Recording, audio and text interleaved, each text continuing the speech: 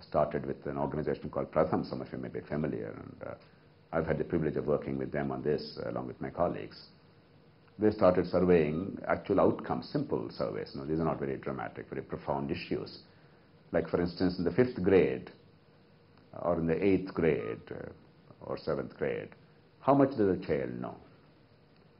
They discovered to their horror, or we discovered to our horror, that something like 40% of the kids in 7th grade cannot read a simple passage of 2nd grade difficulty. What a child should be able to read in 2nd grade is not able to read in 7th grade, and that's 40% simple reading. And this is in government schools or private schools.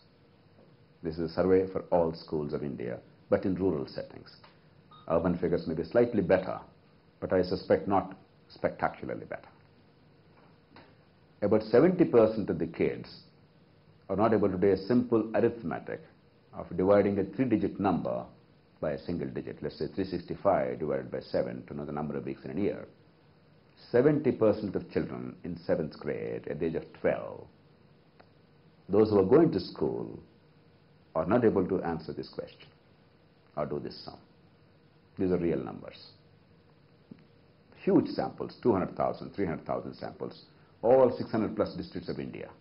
And over the years, there's a consistency in data. But that is self-evident. Let's go a little beyond. The education of the kind that you and I are deeply concerned about, higher education. We have arguably one of the most appalling systems of higher education in the world. And the last 10 years in particular were a disaster. At a time of very rapid expansion of higher education, the two governments, NDA and UPA, were so cynical or so utterly lacking in leadership that they put two ministers, one Murali Manohar Joshi and later Arjun Singh, either obstructionist and obscurantist or cynical and manipulative people who had no clue of higher education. And with the immense potential that we have in this country, I mean, during the +2 stage, in Andhra Pradesh, I know for sure, I mean, life is made miserable for young kids. I mean, a so-called MSET examination or IIT admission test or whatever, there's no life at all. I mean, at a very impressionable age, at a very critical phase of life, there's simply no life. They work for 14 to 18 hours a day. I don't know how they manage to do that. The parents are willing to spend vast sums of money. The kids are working hard. They're bright. The society reveres education. There is an intellectual ethos, the ethos of civilizational ethos of learning and respect for learning in the country. And despite all that, and despite all this sweat and hard work that they put in as young people, they go to a college and you make morons out of them in most cases. Except a few institutions of higher learning, India must be the only country where you become a mechanical engineer and then your dad or mom says, look, my car has some trouble, could you please just check up and fix it? You wouldn't even know how to open the car hood and then find out what's wrong with that. You would then take the car to the neighborhood mechanic whose sole qualification is that he's an illiterate kid who went to another illiterate mechanic to be trained for a few months, and therefore he can actually now understand the problem and repair it. This is just one example. I have nothing against mechanical engineers. I'm just giving an example. My own son has graduated recently in mechanical engineering, so it's not about mechanical engineers. It's just, it applies to doctors. It applies to almost anything. It's not the kid's failure. It's not the parents' failure. It's not the society's failure. Many things can be blamed on these. Here it's not that at all. It simply is the governance practices and our ability to institutionalize and build systems in universities, for instance. And this is not a case of even the government's failure in a direct sense, except there's a failure of leadership and imagination or understanding. There's no passion. 130 years ago, a man called Charles Eliot, he started the elective system in Harvard, which became then the norm all over the world. And even today, it's completely strange to us. The other day, somebody was telling me, in your own specialty of computing, etc., in the JNTU, the Technological University of Andhra Pradesh, there are 50 courses that are mandatory for the computer science undergraduate students.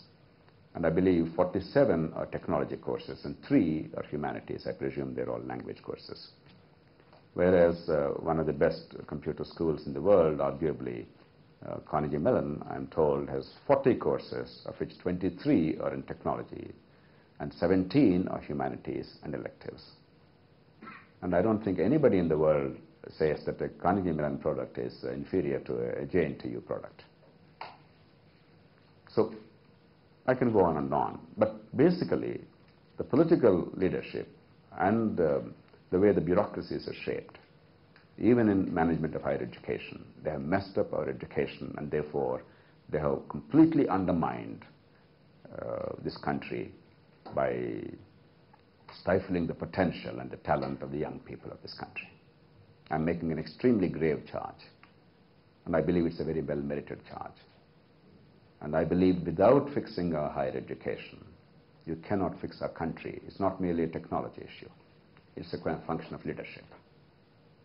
It's also a function of school education. It's the higher education that produces school education teachers. Like many, I used to think, let's take care of school education, higher education will take care of itself. Now there's a vicious cycle in operation. One cannot be delinked from the other. And the money is not the issue. We have more than ample money.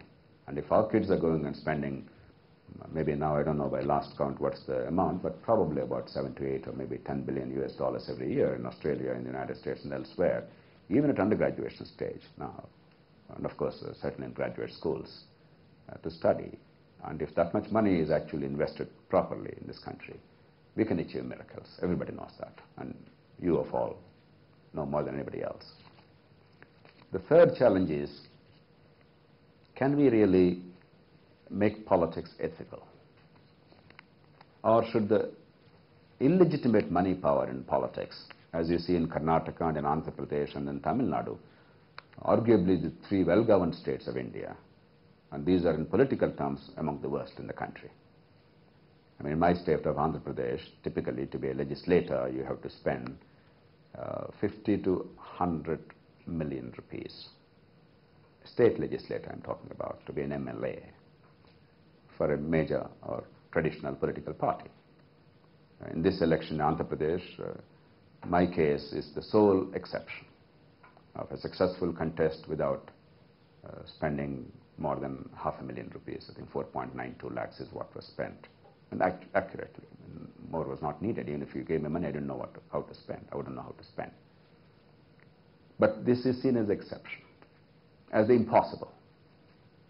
And unless you buy the vote and distribute liquor, you simply have no chance. Even if Mahatma Gandhi contests, he would not win. That is the general argument, popular, until at least we proved in this case. Now they'll say, but you're an exception. We should make this exception the rule. And the consequences obviously are very real. Once that kind of money is required to win elections, if you think that these fellows are spending 5 or 10 crore rupees to be a state assembly member in a state called Andhra Pradesh or Karnataka, which is not even on the global horizon, nobody in the world knows Karnataka or Andhra Pradesh. They may know occasionally Bengaluru or Hyderabad, but who cares for Karnataka or Andhra Pradesh or some other state? I mean, we don't exist. And to be a legislator, you have to spend this kind of money. And there are cases where 30, 40 crores is spent for a legislative office in the state, let alone the parliamentary office. And therefore, multiple returns and the whole vicious cycle. And you see it pretty well in Karnataka. And we see it in Andhra Pradesh, we see it in Tamil Nadu, we see it in much of India. Can we transform this and create ethical politics? That's the third challenge.